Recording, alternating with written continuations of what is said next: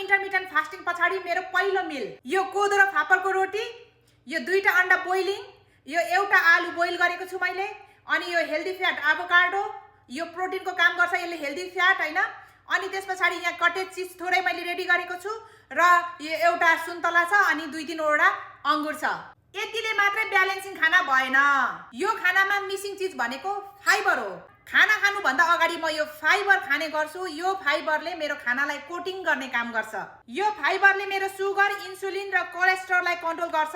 खाना भन्दा अगाडि यो खाए भने मैले मेरो सुगरको स्पाइक भनेको 43% ले कम हुन्छ है त।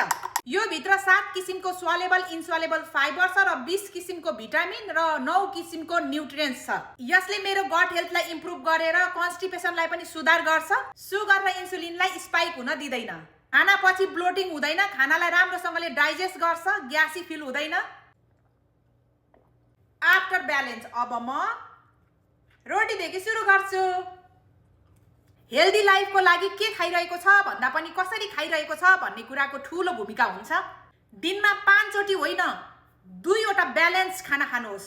त्यो खानामा फाइबर हुनै पर्यो, प्रोटिन, हेल्दी फ्याट र लेस अमाउन्टमा कार्बोहाइड्रेट। इम्पोर्टेन्ट चीज, खाना खाँदा अर्डरिङ बेसमा खानु होला। सबैभन्दा पहिला फाइबरलाई खानुहोस्।